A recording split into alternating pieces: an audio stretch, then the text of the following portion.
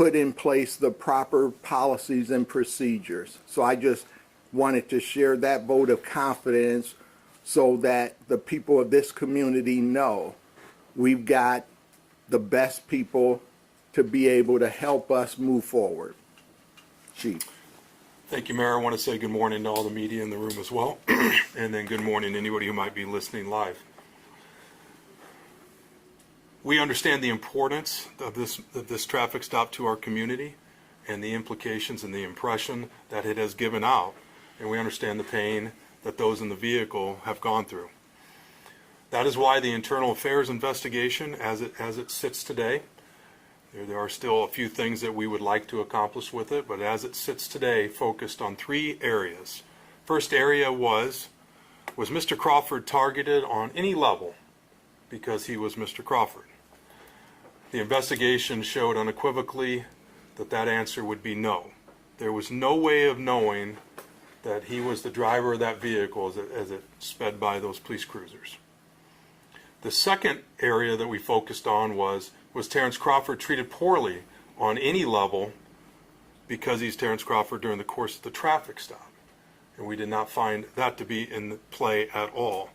In fact, you'll see from the notes and the press release that we give out, the driver officer did not even know it was Terrence Crawford until he got him out of the car and had to be told.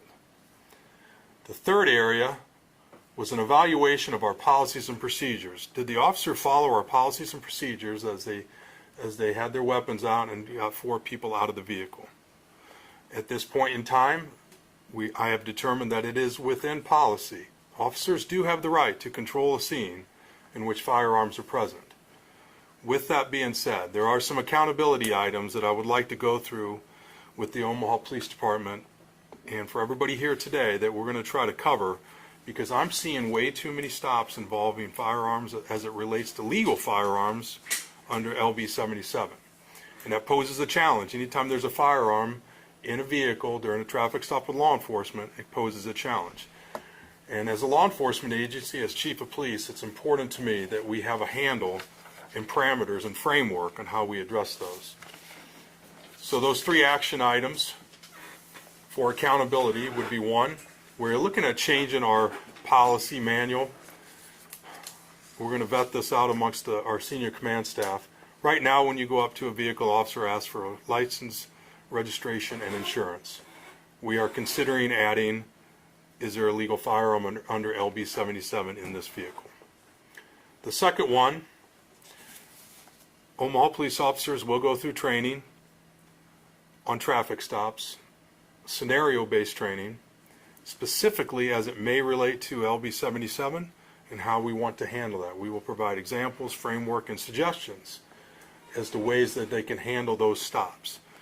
And we provide the framework because no stop is the same, no circumstance is the same, and all officers are different. So we provide the framework for how we want those handled. And then the third one is, in cooperation with the mayor's office, we do want to provide a comprehensive plan on our traffic stops involving firearms, and let's see where we're at with those so that we have a gauge moving forward as to our pluses and our minuses. So in summation, the internal affairs investigation was very exhaustive. We had a lot of video. Each officer had body-worn camera video. We had a real-time operations center, which had a camera grid on the entire Capital District area, the downtown area. So we know exactly when Mr. Crawford's vehicle pulled out of the garage. We know exactly the route that it took. We know all of that. And in addition, cruiser camera. The 2 officers were just sitting there when the car sped by. It was a single vehicle speeding by. There was no traffic at the time. And we have all the video from when they initiated that stop. So there is no portion of this that isn't covered by video and audio. We are available for your questions at this time. Chief, why is the video not being released to the public? The vehicle is not being released to the public. The video, I'm sorry. Oh, the video? Well, first of all, it is considered an investigative report, so our legal department does advise us not to. However, there are times where we can make that release. In this period of time, we're not going to do it at this juncture because we're not looking to destroy the privacy of Mr. Crawford. We'd like for him to have a say in that particular matter. Right now, he's in Saudi Arabia and really has been kind of out of touch with us. So we would never want to do anything like release a video with a car speeding by and have that play out all over the world's media without his consent. And then also, this is a traffic stop. No one was hurt, traumatized we get, and it was very important to us. But we don't have a fatality here. We don't have an officer-involved shooting, and it's generally not our protocol to release that footage under those circumstances. Who was the car registered to? The car, I'm not sure who it was registered to. The car didn't have any plates. Normally, when officers pull over a car, they run the plates and they can see who the owner is. They did not have the luxury of that on this occasion, or that might have been helpful to us at that time. It's a new car. It's everything is legal about the car. Matter of fact, everything was legal about the firearms in the car. And Mr. Crawford and the passengers carried themselves very professionally throughout this encounter. The two officers, did they work North Omaha, or what part of, what precinct? So did they work? both officers work out of the Southeast Precinct. However, Southeast Precinct covers the Capital District. So they were down there working at that time of night. An event at the Steel House had just gotten out. But in addition, we have an all officers look for speeding and address speeding in that area, because we've had 2 fatality accidents of a high profile nature in relative recent history. That's a problem, speeding in a populated area. So they're also there to address that as well. And they would have no knowledge, and matter of fact, were shocked to find out that this was Terrence Crawford. Now, I will say this. The passenger officer, the one who went up on the passenger side, he got to the window first. He did have a conversation with Mr. Crawford's chief of security, and he did recognize it was Mr. Crawford. But the driver officer never did. And it wasn't communicated to him by anybody in the car or the other officer. Did they tell the officers that they had legal weapons in the car? So both occupants in the front seat, Mr. Crawford and his chief of security, did say that they had a firearm. The passenger, his chief of security, he said it to the passenger officer. So that audible wasn't heard by the driver officer, the one on the driver's side. And as Mr. Crawford was saying it, he was leaned over the console as he was looking for some of his items, leaning over the console when he said it. And he said it nearly simultaneously as the other passenger did. So the officer did not hear either of those, the driver officer. And so therein lies a lot of the confusion. That's what was in the officer's report match up with what you saw on video, both body cam, and because there were reports that they were stopped for reckless driving and that the gun was found at the feet, I believe, of Mr. Crawford. Does that match up with the investigation? The officers' interviews, audio recorded, video recorded interviews, and internal affairs matched up with everything that we saw on body-worn camera to down to the last second, basically. So everything did match up. The firearm on the passenger was on his hip, legally carried. The firearm in the Mr. Crawford's feet was half under the floorboard and then half sticking out. And then the officer Grigorich, who was the officer at that window, he mentioned in his internal affairs interview when he saw that raised some suspicion to him.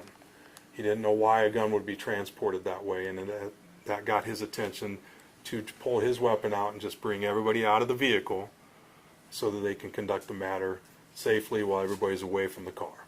It was that unsecured firearm on the floorboard that really got his attention.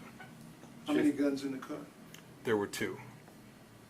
Chief, you've worked hard during your career as chief to have good relations across the city and especially in North Omaha. Mm-hmm. Do you see this damaging that or setting it back at all for you and for the community?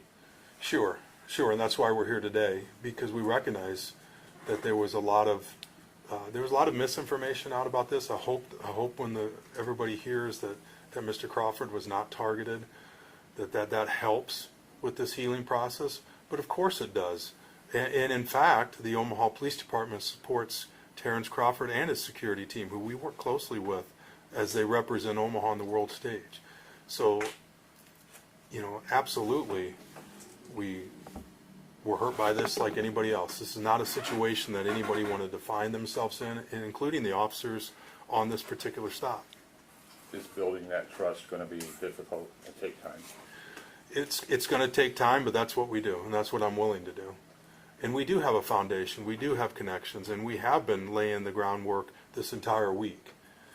And we will continue to do so because Omaha is where it is right now with its lowest number of shootings and homicides and crime rate being as low as it is because of our community partnerships. I've been very steadfast on that from the day I took over, and that will not change. That will always be a priority of the Omaha Police Department. Do you want to speak to, obviously, you said that Mr. Crawford was not targeted because of who he is, but you want to speak to the larger issue that I've talked to some people about, just about racial profiling, obviously, he will be part of it. Sure. The other piece to this particular stop was the symbolism that African American community is stopped more by law enforcement, and then when stopped more by law enforcement, is pulled out at gunpoint more than the disproportionate to the other classes and races in our society. And that, quite frankly, the answer to that is generally a true statement. And the number of stops are disproportionate, and you will see that nationwide. One of the things that we want to do with the mayor's office is get a good accounting of how many times we do bring people out of the car at gunpoint. That data piece is nebulous at this point. We'll make it clear moving forward so we can track these particular matters. And so we understand the symbolism of this involved in that broader context, which as chief is something that I take very seriously, is disproportionality on anything that we do.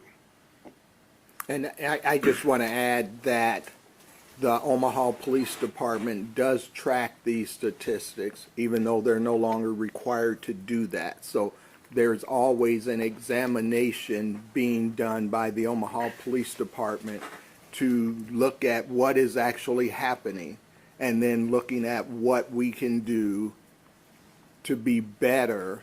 And that's what we're going to do with studying these traffic stops. We're going to look at the actual video and what actually happened, and then that will help us determine with the chief what that protocol is going to look like. But are you worried about how this is gonna play out? Because there's gonna be some people in the community that are gonna look at this and go, oh, here we go again, same old deal. Sure, that's going to be thought of. What I would ask of those who are thinking it, we've conducted a thorough investigation up to this point. We still would like to talk to a few people. We are very open. We're transparent as much as we can. I have a track record, I feel, of being very responsive to our community. I can tell you that when the mayor took over, that's been a hallmark. It was one of the opening discussions that we had. Police community relations are at the forefront of what we do. And I can tell you a little inside baseball, when the three of us here discuss and analyze these matters, we definitely take that into consideration. Chief, since the passage of LB 77 in 2023, you have acknowledged multiple times instances of traffic stops involving firearms have increased exponentially. Why now? Why now are you making the decision to come forward with the policy changes that you want to implement? Why did it take a high-profile case like what we saw with Crawford? With LB 77, there are legal guns out there now, and officers with the dynamic behind LB 77, just the influx and just the increase in the number of cars you stop. We just want to give the officers a framework, which they have already, okay? They have that already. But why not double down on it? Why not provide further context? Why not provide suggestions? Why not train an entire agency? Which the department went through retraining in 2024 at the end of some officer-involved shootings where we had a small string of them. So it is prudent for the chief of police, it's prudent for my command staff to ensure these matters. So consider it a doubling down effort and with that overlay of LB 77. And I will say this, with LB 77, it's a legal firearm, but that officer needs to make sure that that person who's just declared that firearm is the owner of it, is legal to have it, all those things. So just because it's declared instantly does not mean the officer can just walk away. There's double checks associated with it. On this particular incident, the gun on the floorboard was very suspicious to the officer. And one thing I will add to that is we have detailed, in-depth conversations between the three of us with all of our experience to look at, is there anything that we need to do differently? I can't speak to 2023 and what conversations were had. I can only speak to what conversations are being had since June 9th of 2025. And so as I look at these things as mayor, it's no different than what I saw with the Elkhorn school situation. We saw an issue, we addressed it. That is how we are going to lead in this community. When there is an issue, we are going to look at it. We are going to be empathetic and sympathetic to all of the people involved, and then we are going to make great decisions for the people of this community. Chief, how difficult is it going to be to do your further training and whatnot, to make sure you can keep your officers safe, at the same time, protecting the public? Yeah, absolutely. As law enforcement officers across this country, and especially Omaha police officers who I'm deeply concerned about their working conditions, when they're entering people's lives in the worst possible moment, when they're stopping vehicles and interacting with people with guns, they do have the authority, the onus, and the duty to make sure that they control that scene to keep everybody safe.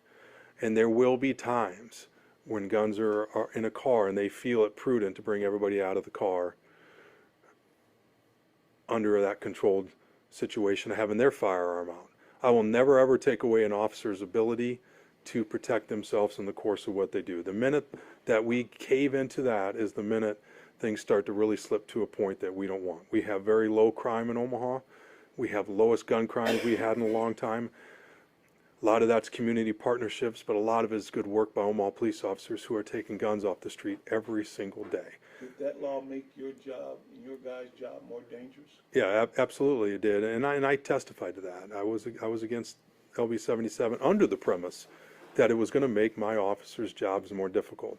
I didn't weigh in on the First Amendment aspect of anything like that because I understand that, but it did make Omaha police officers' job in particular more dangerous because we are the population base here in Omaha. We're the population base of the state. We're the one doing the most traffic stops. And because of that, we sequentially bear the burden of that extra inherent danger. Chief, can you say how long Mr. Crawford and the others in the car were detained in that stop? I can, Chief, do you know right off the bat? How long were they there from start to finish? Roughly 30 minutes from start to finish. So they were detained for 30 minutes. Okay. So they weren't in handcuffs for all those 30 minutes. I think that was about 10 minutes. But everything didn't conclude for about 30 minutes. Can you, maybe a couple questions here, but can you kind of give the reason why Crawford and the passengers are handcuffed and how handcuffing fits into these kind of stand-up procedures? Sure, just so everybody might have heard that question, make sure you did. The question was asking me to explain why the passenger front and Mr. Crawford were pulled out of the vehicle and placed in handcuffs while the rest of the investigation took place. They were taken, because they were the ones with the firearms, so we secured the firearms, they're put in handcuffs while they can do their investigation, do all the checks, make sure everything is legal. And because there's firearms there, it was prudent to secure them while that was going. Now clearly in retrospect, his chief of security and Mr. Crawford in particular did not pose any danger to the Omaha police officers, but they did not know that at the time. That's what we're evaluating. They did not know that at the time until Mr. Crawford got out of the car. The driver officer who was interacting with him did not know who he was. In fact, it's pretty clear on body camera. He only found out who it was when everybody was out of the car and Mr. Crawford's chief of security said, "Hey, that's Terrence Crawford." And at that point, the officer recognized it, and you could tell that he recognized it at that point.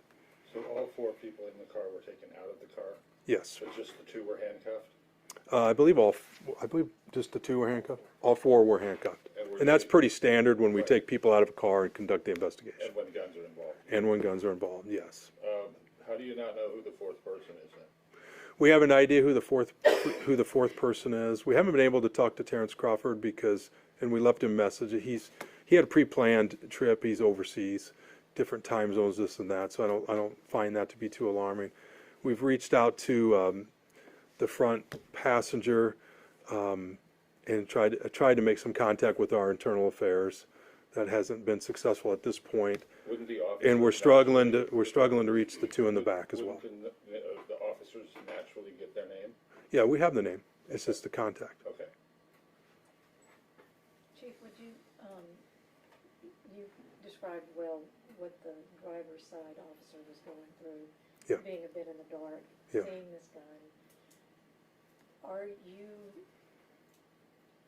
after reviewing everything, are you okay with that officer's interaction with people in the car, regardless of Yeah. whether they were famous, whether they weren't famous? Sure. Let me kind of go over how that took place. The question was, am I, as chief of police, comfortable with the driver officer's, Officer Gregorich's actions and demeanor during this particular traffic stop? When he made first contact with Mr. Crawford, it was very cordial contact. Mr. Crawford made reference to the vehicle was very fast, implied that it had gotten away from him. Officer Gregorich's first words were, "But that is so unsafe." He made reference to something like that. They're having a very cordial conversation. His behavior changes. He's even holding the flashlight in his gun hand. His behavior changes when he sees it on the floorboard, and then he switches and he pulls out his gun. That gun on the floorboard, and just kind of the moving around in there, with no ill intention, maybe nervousness. There was moving around. He pulled his gun. Now, when he got him out at gunpoint, he did give sterner commands at that point, but it wasn't anything that would rise to a level of being out of our policy concerns. He took control at that point. And I would expect to some degree that he would do that. Once he got out, very, very professional communications throughout this entire encounter once he was out of the car, and he handcuffs as well. Did Officer Valencia pull his weapon? He did. But that was after the other officer pulled his? He did. And when I say they had people out at gunpoint, most of the time, there was a very brief period of time where he had it pointed at Mr. Crawford. Most of the time it was in this type of position, kind of downward at the ready. Wasn't pointed at anybody at most of that time. And I will say with the driver officer, realize he only had about 10 seconds of face time with Mr. Crawford before he had him in handcuffs. And during that 10 seconds, a lot of it was in a windows, in the car where he's getting the side view. He's getting the side view. He couldn't pick up who it was. And also his attention was diverted. He's looking around in the car. He's not completely just staring each other in the eyes. And so I want to really clarify that, because a lot of the disbelief associated with this traffic stop was, how in the world could you not know it was Terrence Crawford? He was one of the most famous people in the world during this period of time. That's how, right there. And the body-worn camera and his description of it really do match up identical. Probably never seen a car like that around here. No, What was the car? the car is a very impressive vehicle that could get up to a maximum speed about as fast as you possibly can imagine. So when it's a Lucid Sapphire 2025. So when Mr. Crawford gives his statement, the car was really fast and implied it got away from him. We totally accept that. We think that's what happened. We under no circumstances think that Mr. Crawford was out in any problem to society that night at all. Matter of fact, there was a rumor going around that he and his chief of security might have been intoxicated. I will tell you, not the case. They were totally lucid on video. They were completely professional as the officers were getting out of the car. And matter of fact, their level of compliance was second to none. Was there a temp tag on the car? A tent tag?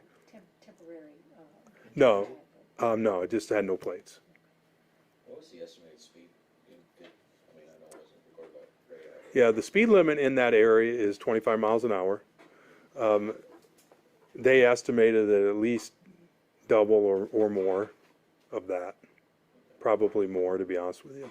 And does the reckless driving, as of now, does the reckless driving citation still stand?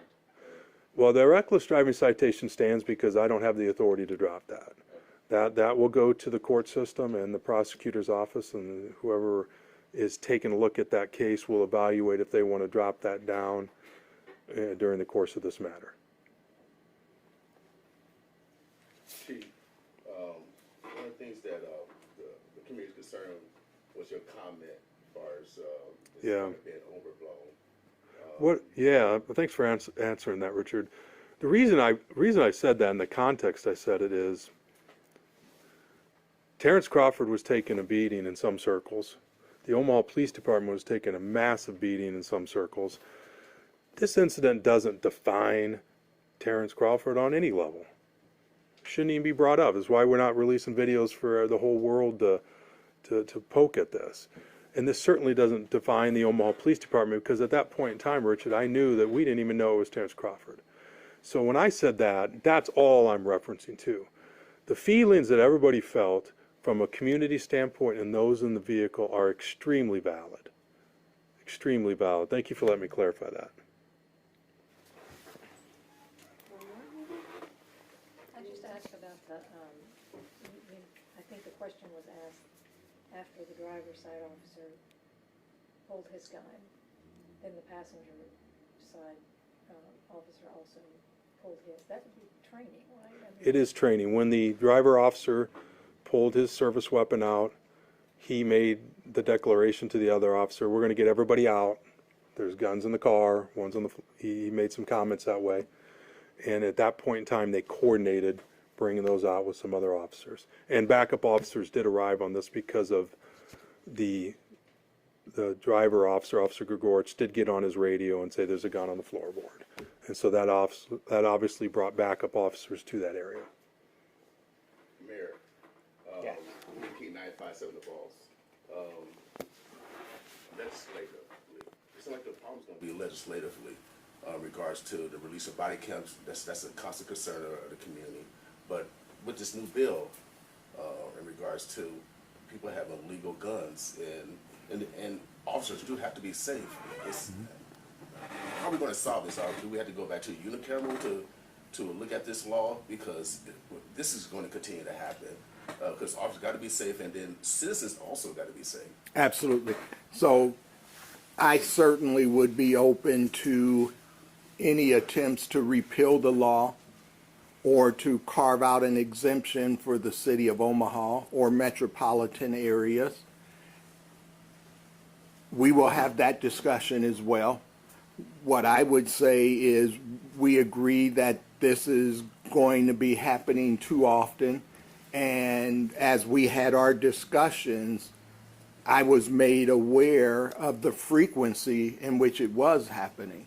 And that's why we are looking at more intensive training so that we can make sure that we limit the number of encounters where people are pulled out of the vehicles, people have, officer have to pull his weapon, because that creates a dangerous situation for everyone. So we want to be able, just like when I said yesterday, I hope people didn't think I was in any way trying to blame citizen or anything of that nature, but someone asked me, what should a citizen do to be safe?